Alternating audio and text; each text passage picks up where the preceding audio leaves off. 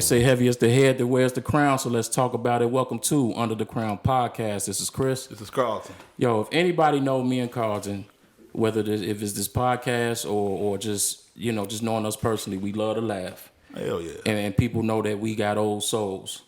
So, you know, we kind of we like everything that's going on now, but it's something about throwback stuff that gets us. And this dude that we got with us right now is a throwback. He was born and raised right here in Chicago. Yes, sir. My man graduated from high school at 16, man. Yes, sir. You know yes, sir. Yeah, his first acting role. If you from Chicago, if in our era, you know that The Awakening was the shit. But this man was in the Reawakening. The Reawakening. You know what I'm saying? Yes, sir. And he currently doing his funny-ish comedy show. And if you want to holler at him and get him, you know, for you to laugh at him, you book him on PRINCET-DUB.com. I'm talking about his mama named him Timothy Wilson, but we know him as Prince T-Dub. What's Appreciate it. What's happening with y'all, man? Thanks for having me, man, brother. Thank you for coming, man. Thanks for coming. So, man, like we said, you grew up in this city, man, and I know that this city can get a bad rap sometimes. So you tell us about your experience. Like, what was it like for you growing up here? And growing up in Chicago, it wasn't that bad like people make it seem. Like when I was growing up, you can actually go to the park and, you know, I don't know what changed, but, you know, it's kind of rough now, you know, with shooting and the violence in certain neighborhoods. But growing up, you know, I was, you know, my daddy used to be on me too. So I could only leave out the house, go across the street. I wouldn't go in no house parties, none of that. So, you know, growing up in Chicago wasn't bad for me at all. No doubt. That's how it was for us. I mean, we see stuff, but it was like, man, I couldn't imagine myself growing up in no other damn city, man. Yeah, I wouldn't move for the world. You see, sure. I'm here. I just found out today that we went to the same elementary school, not at the same time though, but you also went to the P. And for people that don't know that, Wendell Phillips High School, was you the class clown? Absolutely. I was the class clown, brother. Absolutely. You stayed in school suspension and all that shit? Man, I stayed in school, after school suspension, all type of suspension. But you know what? The teachers actually, they seen something in me. You know what I'm saying? Because, you know, they weren't that hard on me. They knew that I was just doing that to kind of fit in. You know, I mean, because I didn't do nothing else. I couldn't play basketball, football, everybody. I ain't play no sports. The only thing I was good at was telling jokes, making the girls laugh. Right. You know, so that was my niche. And I just kept it going. So the teachers, they knew I ain't mean no harm by playing in the class. And that's what it be with teachers. I used to work in school, so it's like, man, it's some kids, man, I'll just look at and be like, this motherfucker. You know what I'm saying? But you can't help but go in your office and laugh. You know what I'm saying? So it's like, as long as they doing what the hell they supposed to do, it's whatever. That boy gonna be something. You know what I'm saying? Yeah. Now, touching up on you acting, how did you get involved with the Reawakening? Oh, the Reawakening, man. So, I'm gonna take it back to the beginning, man. Maybe like because I got out of school at 16. Yeah. So I went to a military school. That's how I got out early. What? Yeah, it's called Lincoln Challenge. So I had to live there. So I'm living there and whatever, and I get out of school early. I graduate, and I was going to Malcolm X College. West Side. Yeah, I went to Malcolm X College. So I used to always get out of school early, and I used to get out in just enough time to go up to the other high schools and flirt with the girls up in them other high schools, the Dunbar and all them other schools that was around my neighborhood. That's our alma mater, Dunbar. Yeah, Dunbar, man. Yeah, Dunbar? Yeah, okay. it's cool. They have some nice chicks in there, too. They have some nice chicks. So I remember being on 35th after school one day, and I seen this dude named Dante Fane. He was hanging up posters for one of the artists he brought out, he was bringing out. He was hanging up posters of him and this other guy. And they looked at me, they were like, man, you got a good look on you, man. What you do? You rap, you sing, man. What you do? You look like a star. And I'm like, man, I don't do nothing. You know what I'm saying? Like, they like, man, you don't rap, sing, or nothing. I'm like, no, I'm just me. They're like, man, take his number down, man. We got to fit him in somewhere. Right. So they took my number down. They would call me like, man, you can't even try to sing? I'm like, man, I just told you I don't sing, brother. I ain't going to tell you again, man. So we kept in touch, man, and he called me. He said, man, we got a TV show coming out called The Reawakening, and we'd like you to come down here and audition. So I got in the car, my mama car, and I took one of my homeboys, and it was on Roosevelt and Western. That's where the audition was at. At that coffee house joint, right? Yeah, it was like, they called it the Clubhouse. Yeah. So I get like 2 blocks away, man. I hear the air going out the tire. I'm talking about fast. I look at my homie, I say, man, I know we ain't got no flat. We get out, and it's a flat. Now, I'm fresh, he fresh. Who finna change the spare? Because we got to make it. You know what I'm saying? So me and him both, we ain't know nothing about a spare tire, how to change it, but we figured it out because we wanted to make it to this audition. So we get into the audition, and they gave me the script to go over. So I'm reading the script and I had to play a thug. You know what I'm saying? I was taking my money back from some cat on the block. So I was reading the script and I walked up to him and I'm like, hey, nigga, give me the money back. You know what I'm saying? Everybody in the room started laughing. I'm like, y'all laughing at? He like, man, could you read it again? I'm like, yeah, nigga, give my money back. They start laughing again. And so he like, man, you know what? That ain't the role for you.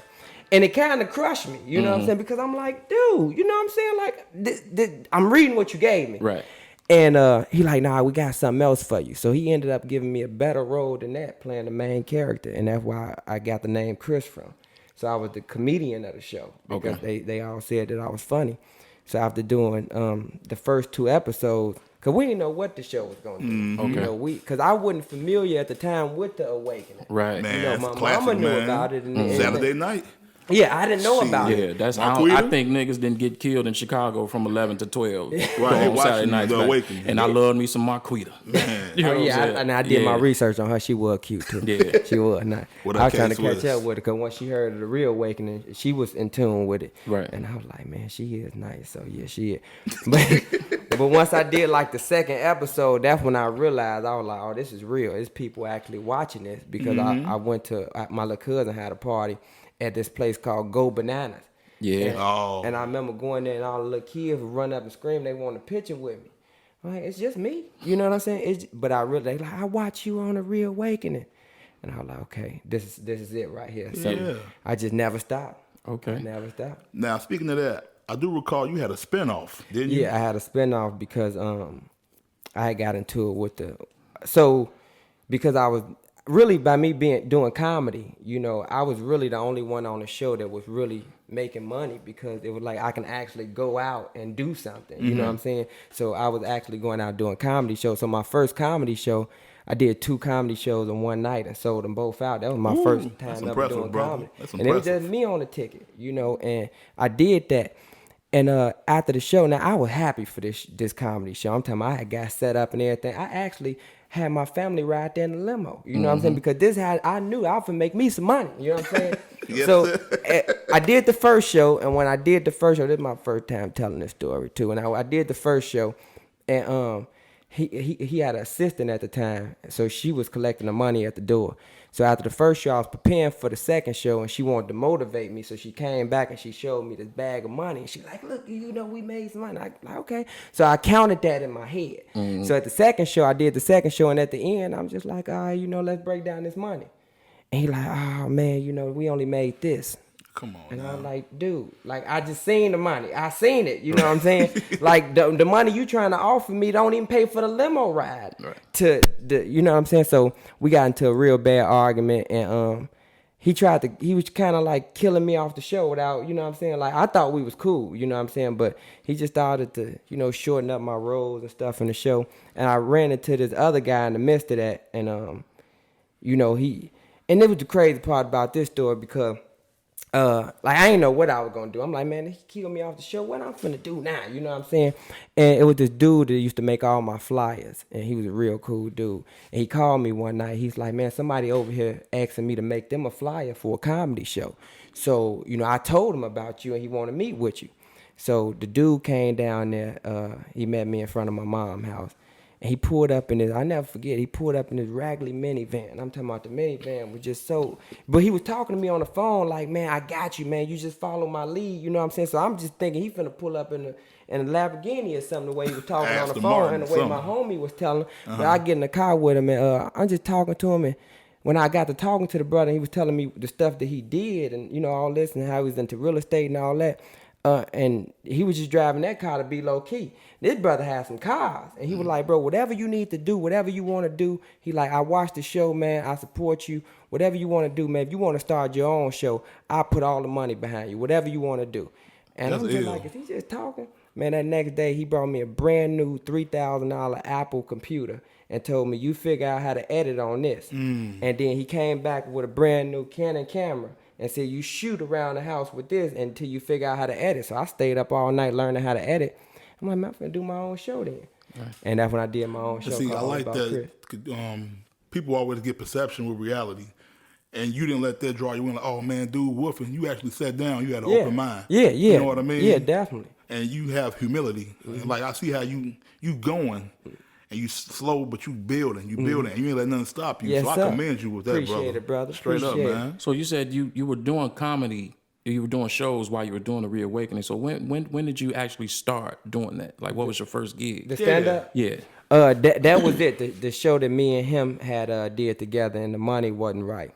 So when I went on to this other dude, he was more like, man, whatever you want to do. And I think he kind of left it open too much for me because I really didn't know nothing about stand-up comedy. I always watched it. I thought it was easy. But now that I actually do it now, it ain't easy. Right. And, and I had a lot of help with that first comedy show that I did. And, I kind of appreciate Dante for, giving me that help because what we used to do was he used to throw private comedy shows for me so I can rehearse because I couldn't go to open mics because people knew me and I didn't want to go there and get booed or nothing like that because I didn't really know how to do comedy. So what he would do is in the living room, he would find people on Facebook to come out and watch me tell my jokes live and help me fix it. I'm like, man, take that out. You should put that in there. So when I did the show, it was phenomenal. So once I left and didn't do that show no more, I went with this other guy and he was just getting me all the comedy clubs. He was getting me there. And I remember the comedy show that I thought it was over with for me. I'm like, man, you know what? This is it. I ain't doing it no more. I went to this comedy club, and the people that was at the comedy show weren't there for comedy. They were there for a party, but we were trying to make it a comedy show. I had never did nothing like that before. I'm used to people coming out to see me at comedy show. So they like, you the host, you have to go up there and get all these people to stop partying and focus on the stage.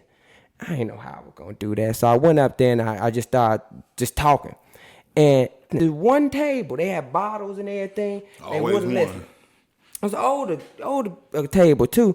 And they just talking or whatever. So I'm like, the only get them to shut up is by making them the center of attention. Roast their ass. Roasted it. I'm talking about let them have it. Throw them in the cooker, Jack. What I didn't know is that was the owner of the club. Oh. That was the owner of the club. So I went in on this dude. He the owner of the club. And I wonder why everybody looking like, dang, is he saying this? Well, you done fucked up. Owner of the club. So now he like, man, you know what? Ain't no more comedy shows here. It's over with. What the bam. So everybody mad at me. All the other comedians like, dude, yo, we booked. Like, what? Oh, man, I can't do this no more. So I stopped doing comedy for a while after that because I'm like, man, I done messed up. But I had got back started, and now I can't stop. It's over with. So did that incident made you turn towards the internet to do more of your skits on social media? No. So I was doing I figured at that point I'm like, comedy ain't for me, like stand up wise. So I said what I want to do is I'm gonna keep doing a TV show, but I'm gonna start doing stage plays. Okay. So I started throwing stage plays at the Harold Washington Culture Center that I wrote. Mm-hmm. And I was selling out the stage plays. So I didn't need to do stand-up no more because I was doing the stage play. So I was making good money off the stage plays, and it was just like, I was giving everybody else the spotlight and not myself. And that's why I kind of messed up at because I was making people stars of my own TV show. The show was called All About Chris, but because I was doing so much, I couldn't be an actor and, the director and, work the camera and edit it. So I was giving more people the spotlight, and it kind of hurt me at the end because then people messed me over. You know what I'm saying? And that's why I stopped doing that TV show because there's a lot of the hating going on behind the scene. People, just a lot of hating. So I stopped doing TV in general, man. I'm talking about they had messed it up so bad that the manager who I met and who invested in me, they were starting so much stuff, man, and telling him bad stuff about me and all that he had like, man, y'all doing too much arguing, man. It's like I'm gonna have to pick between, you and I'm like, man, if you gotta pick, man, don't pick me. You know what I'm saying? And I fell back. I went to go work a real job, started selling cars.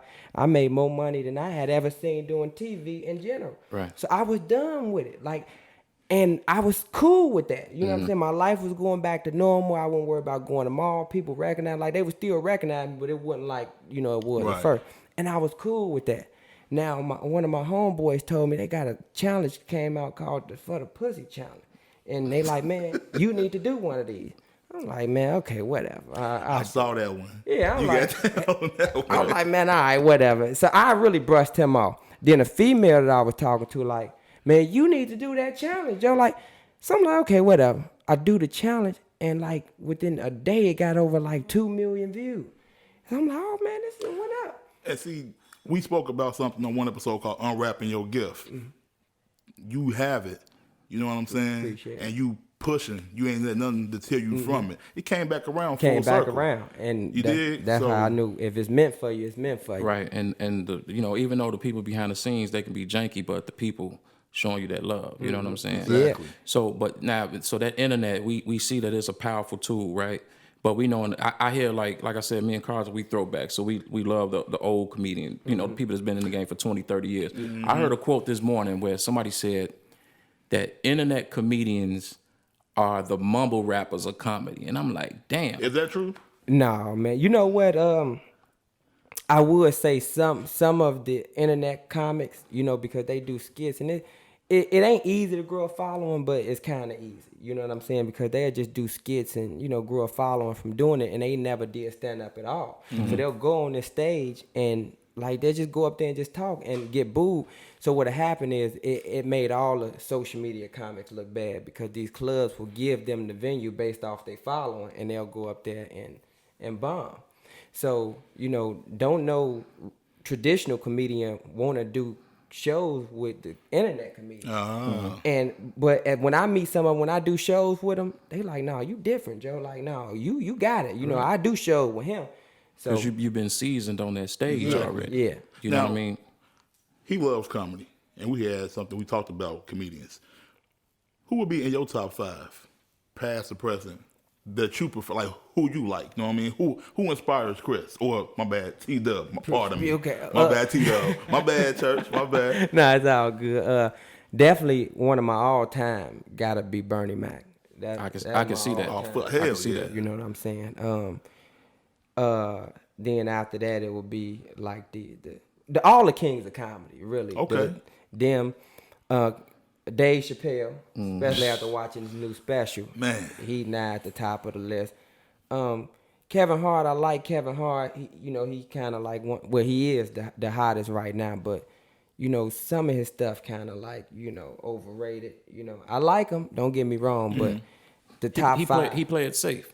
Yeah, he to played me. it safe. Yeah. I like that raunchy shit. You know what I mean? Yeah, I like when you say what you want, man, and you know that's what the people want to see. And Bernie Mac. But I has see that you have a tendency. You not only say what you want, like it has real meaning behind it, and you talking like you letting us know, giving us information, but in a humorous way. You know what I'm saying? And that's why I said I can see the Bernie Mac, because that's what made Bernie so great. It was like, man, his storytelling, but then it was like, damn, he make you look at yourself like shit. It was like your uncle was talking to you. Yeah. You know like what I'm that saying? Rose in the Concrete type of thing. Like, it's beautiful. Oh, man, he talks about... No, you got to listen. And you have a message. Yeah, I try to appreciate it, man. Oh, for sure. Yeah, every video I do, I try to leave somebody with something. You know, I make it funny. I think away like, man, how can I say something, make it funny, but actually make people understand?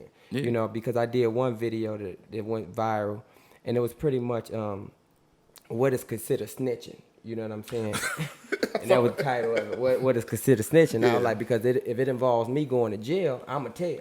You know what I'm saying? And I wanted to leave a message. And I told a story about one of my cousins, how I went to go visit him, and all his homies was on the block. And the police pulled up, and I seen one of the dudes throw a gun. Right. You know what I'm saying? So they was just like, man, you know, don't say nothing. You know, the police can't pin this one gun on all of us. So police come over there, search everybody. He see the gun, and he like, man, who gun is this? No, anybody say nothing. He said, whoever the gun the closest to, that's who it's going on. Right. I look down. What about me? You know what I'm saying? So I'm like, shit, I'm waiting on them to say, no, that ain't fair. You Right. know what I'm saying? Nobody said Say nothing. no. They try to walk right off. Yeah. Oh, no, officer, I'm going to tell you exactly who dropped that there, and I'm going to tell you some more shit. You know what I'm saying? So I did that video, man, and the response was great because people actually understood what I was saying. Like, man, yeah. you know. Snitch stands for sorry, nigga, I'm trying to come home. Yeah. Exactly. But you know what? Some people, and I was reading through the comments, and I was shocked at how it was like, okay, it was like that 20% of people who was like, nah, I wouldn't have said nothing. Everybody got to be hard all the time. Yeah, I wouldn't have said Soon as the nothing. door closed, CO. But that You goes know to how show it you go. too that, man, people, man, I don't care. Like you can have this hard exterior, man. Comedy is that universal tool Yes, that'll sir. make people say, like, you know what, damn, he right. Yeah. You know what I'm saying? Now, we all know how Chicago used to be. Yeah, Chicago always had its rap or whatnot, but with today's climate, how it is, how you remain so positive? You know what I mean? Like, how do you like? What keep you going? You know what I mean? Well, definitely my kids, man. Okay. My kids most important, and just trying not to listen to that music that make me want to fight and turn up. You know, I try to listen to good music that's, you know, for the mind and stuff like that. Feed the soul. That will keep me going. You know, I wake up in the morning, turn on some Kurt Franklin, make me a bacon and egg sandwich. You know what I'm saying? My day is cool. Right. You know, I ain't worried about nothing. But on the flip side of that positivity, they say that most comedians or people that's funny usually got like they usually introverts. When they get off the stage, the lights go out and the laughs go down. It's like, damn. Like, are you one of those type of people? Hell no. No, it ain't one. It's kind of like after the show, I really be like, all right, well, you know what? I'm tired now. I want to go to. I don't be really want to party afterwards. I want to sit back and think, what could I do different next time, or how can I make this joke better? And we be on the road, man, doing the comedy tour. A lot of the other comedians that's on the show, they be bringing girls back to the crib. They be feeling like I be kind of like a square, but I just don't trust everybody. You know what I'm saying? Man, it's like, hip to be square. Yeah, Fuck with a and motherfucker you're an old soul. That surf Yeah. shit, just like I can see that. Like that don't motivate. Yeah, you. that don't- move you. yeah, You know what I'm you know, saying? they- She can bust a nut by yourself. Exactly. You know what I'm saying? I can't even sleep peacefully in here knowing that Yeah. there's people around here moving. I They don't got know all the these money, girls. too. You got a chicken money in the pocket. No, get them up out of here, man. They got to go. Right. So who out there gave you some of the best career advice? Man, you know what? And it was two people actually, Snoop Dogg and Monique. Yeah. Okay. And you featured on Snoop new album. Yeah, Snoop man, Dogg that's new big shit. album. Congrats on that, big. Man, That's huge. appreciate it. Yeah. I was shocked, you know. But like when I first did that challenge, Snoop Dogg was one of the first people to share my video. You know, and he just would always share it. You know, and I was just like, man, Snoop Dogg, do he run this page? Like, what do he? Why he like me so much? Right. And man, he ended up reaching out to me like, man, whenever you in LA, man, pull up on me. Midway, here I come. I'm there. So I went down there and I met up with Snoop, and man, he was giving me the game raw, man. He was just telling me what to do and how to do it. And man, he was dope. Now Monique, on the other hand, she's something different. I love her so much, man. She like an auntie, ain't she? That's like an auntie right there. I went down there to do her show. Well, I didn't. I went down there for the Adrian Broner fight. I went to Vegas for the Adrian Broner fight. Where my brush at? Where my brush at? So I went that cause that's my man. He was one of the ones sharing my videos too. So he was like, man, come to the fight. I got you tickets, whatever you need. So we jumped on the plane. We went out to Vegas. And while we was down there, we was looking for stuff to do. We seen that Monique had a weekly room down there. She had a residency down there. Okay, so that's big. I went down there. I bought tickets to the show, and we went to see the comedy show. And I ain't really think nothing of it. At the end, I did a meet and greet with her, and she just started talking to me at the end. So I'm like, do Monique know who I am? So we talking or whatever, and she just telling, you got it, baby. You stay on that stage. You do this. And she was giving me the game. And I'm like, thank you, Monique. So the show was so good that I told my other friends who had just landed, I say, man, we got to go back to that comedy show. So the next day, I went back to that same, man, I the ticket $75. I went back to the same comedy show in the same section. You know what I'm saying? And she seen me that second time, and she said, would you mind coming back here tomorrow and doing some time on the stage for me? I'm like, man, absolutely. But the fight was the next day at the same time as the comedy show. Like, it was at the same exact time. So it was like, do I either go to the fight or do this comedy show? And I was like, to him, because Adrian Broner had just gave me the tickets. Right. But Monique had just, so she was like, and I need you to come back and be suited and booted. She used that term. I ain't never heard that term before. Like, I ain't bring no suit out here. I came out here for the fight. You know what I'm saying? So I sat up there the whole night like, man, how am I going to do this? How am I going to go to the fight and do this comedy show? My manager was like, man, ain't no way you can do both of them, man. So the comedy show might be in your best interest to do that. And I went back in a blue jean suit and did the comedy show for her. So when I did the comedy show, I got off stage and went back there. And she's like, could you come in the room, baby? That's how she talks. She's like, come in the room, baby. Shut that door and pull the door up. Now, didn't I tell you to come back in here suited and booted? I said that, didn't I? Miss Parker's gonna beat you. So I say, Monique, look, I ain't had no suit. That's no excuse, baby. I asked you to come here suited and booted. These people pay good money to see, and if you come in here looking a certain way. So I'm like, man, do I let her know that I just came to have a fight? I missed the fight. I don't want to hear this right now, Monique. Like, I missed the fight. Like, you telling me? So I said, she like, now, if you want to do the show tomorrow, you can, but suited and booted. Remember, I had a flight to take off the next day. So I was like, man, but I can't leave her with this taste in her mouth that I don't know how, because I know how to throw on a suit. Yeah. Man, forget that flight. I canceled my flight, went to the store, bought me a suit, came back, did the show for her. I did the show. She was so happy. Like, she was like, you did it. Now I got you from here. You know what I'm saying? And she just threw me on. We got a show we filming for Showtime next month in Atlanta. She put me on that. She's talking about putting me on a tour. So missing that fight was one of the best decisions I ever made in my life. Absolutely, and see, man. you investing in yourself. Mm-hmm. We always talk about people, unfortunately nowadays, want instant gratification, but you taking the time to analyze, what do I do for me? And I'm going to tell you something. I'm going to give you a little advice for me. Never apologize for elevation to nobody. If it's going to better you, do what you need to do. You did what I'm saying? Yes, sir. Yeah, and you did that, and people recognize that, and I think that's what Monique did. Because now, you go on YouTube, you see your skits, but if you see you on stage, you got on motherfucking suit, and you sharp as hell. Oh yeah, you know what I'm saying, and that's where that throwback come from, man. You got something different. I mean, we see the guys that's newer, you know what I'm saying, but you got energy that's lasting. You know what I'm saying? I'm not just saying that because you're there. Like, and I'm not just, I could, like, we had an episode where we talked about our top comedians. And like 2 or 3 of mine come from Chicago. Now, I could be biased, but I can just, when I hear the talk, I hear the lingo, the swag, I can relate to it. And that's what I think people do with you. They relate to you. Yeah. You know what I'm saying? And it's dope that you're able to spread your wings to other cities and states and other countries, and people know that, and you inviting them, showing them this is what Chicago about. Right. You know what I mean? Like, you setting a dope example for up and coming artists, entertainers, whatever, coming from Chicago, because you putting it down, Jack. Yeah, and speaking of, just that influence and that motivation that you're giving to people, one thing I can say about some Chicago celebrities that they do give back, chances doing this thing with social works. And is that something that you plan on doing too? Of course. Actually, I don't know if y'all remember when there was the winter vortex, the coldest day. Shit, I had to work disrespectful, that day. yeah. I was mad as hell. I actually went down there and fed the homeless. So what I did was, and that's before I even knew it was gonna get that cold. I just happened to I just wanted to feed the homeless. So I went down there and I fed them, and I talked to them for a minute, and I was watching them eat as we was talking. I'm like, man, just bringing them food down here ain't enough. It's just like, it ain't nothing if they got to eat it in the cold. So I was like, man, you know what? Let me try to see if I can get them some hotel rooms for this night. And I got a chance to rap on the phone a couple of different people, and we started talking. Now, the next time that I went down there, it was a female down there. Yeah, that sister, yeah. And I had went live and told the people that I was about to get them hotels. So she came down there, and I just thought that she was just sent to help.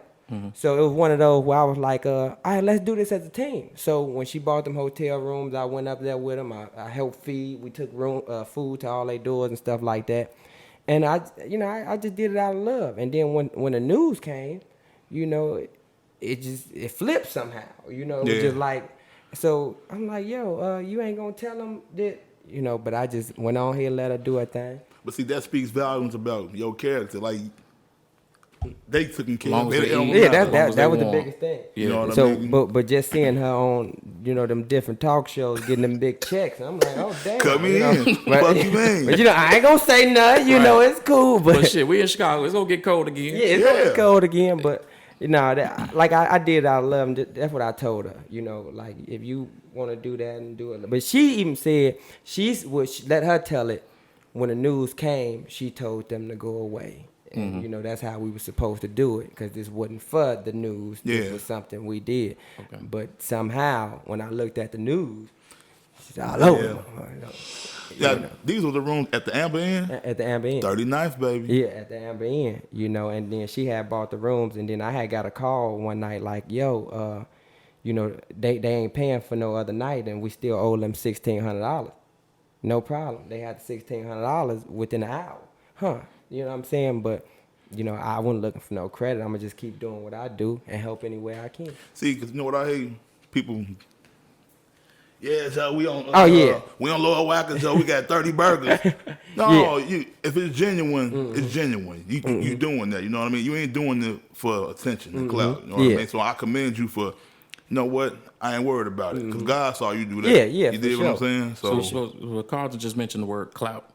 Is that something that you experience with people that you've grown up with, and not, you know, everybody just want to be next to Tell the truth. Man, Joe, my Babas ain't, man, let me get a bigger sandwich, Joe. Man, it be so crazy now because it's like when you got a following, a large following, it's almost like hitting the lottery. You know what I'm saying? Because everybody want a piece of it somehow. Yeah. You know, and it's like, you know, I go around certain people and, you know, people that we always been cool. They kind of act different now. They want to, hey, man, let me hack your page, man. Let me go ahead and go live on your page. It's like, bro, we can't sit down here and have a drink like we used to do. Yeah. So it's like, everybody want clout nowadays. If I take a picture with somebody I post and I don't tag them in it, oh, you can consider us not friends no more. Yeah, they pissed off. Oh, they pissed That's off. why. Man, why you ain't tag me? That's some bullshit you doing, Joe. Damn. So, yeah, clout is worth more than anything in this world now. Attention, man, is a drug. Yeah. It is. Now, you being from Chicago, what you think set yourself apart from other comedians? From other comedians, I know my dedication, my hard work, you know, I just ain't stopping. You know what I'm saying? If I can do everything, I want to do everything. And I think a lot of comedians, you know, in Chicago, and I've been different places, you know, they just comfortable with just waiting on somebody to book them. You know, whenever it happened, it happened. You know, if they book me, they book me. Now, I'd rather call that comedy club, how much it costs to book that? I'm going to drop a deposit, you know what I'm saying, make a flyer, I'm going to start a promo, you know, I set up my own show. So I think that's probably what separate me, that I'm going to go get it. Like, I'm not waiting on nobody to invest in me or book me or nothing. I'm doing it myself, and I actually take them with me. You know, yo, y'all want to get on this show? Come on, let's do it. See? You gonna keep on winning with that, man. Appreciate it. Definitely got to invest in yourself. You're your best commodity. Yeah, BYOB. So you got, you know, you going on tour with Monique, right? You said? Yeah, well, Okay. I'm doing a show. A show? We ain't locked in the tour yet, but I'm doing Showtime with her. Okay. That's big in itself right there. Shit. All right. And so what else we got? How can we see you on stage? So I'm about to try to film my own special too. So Okay. on top of Showtime. But I'm trying to start something where I can do where every show that I do, that it can be filmed and presented to all the people that support me on Facebook. Now Facebook got this thing for supportive where you can give the people that support you personally exclusive content, exclusive videos, pictures, whatever. You can just do it directly for them.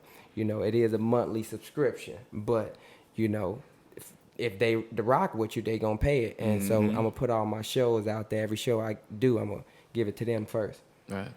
So, and I know earlier we mentioned Dave Chappelle last special, Sticks and Stones, and he pretty much shined a light on all the bullshit that's going on in this country, in this world, and how we as a people, how we deal with shit.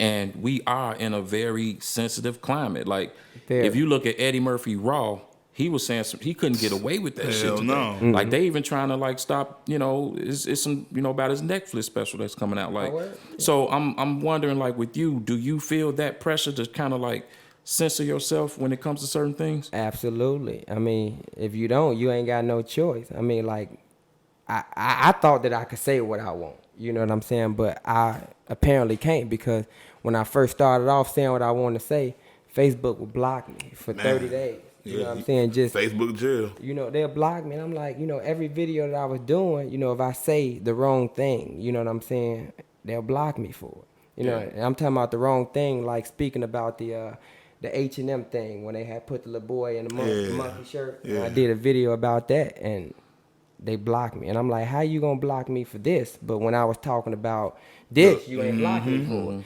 So after a while, I figured out what was going on. You know what I'm saying? I just kept it moving. Yeah. But see, that shows like, okay, he said you go try to shoot your own special. No, you go do your own special. Oh yeah, for sure. No, I'm definitely. So when you control your own content, you can say what you want to say. You can say what you want to say. And it ain't like you saying anything that we ain't knowing about, but you speaking on what's really going on, and it has to be spoken about. Because if you didn't, it's like you doing a disservice to the people. Because you speaking the truth. Yeah, Ain't no wrong with telling that's the all truth. I'm put here to do is tell the truth. That's what people know me for. But you funny as hell when you do it, though. Appreciate it, Right, man. And that's what it's about, man. As long as we laugh, man. You know, some people just have a hard time looking themselves in the mirror.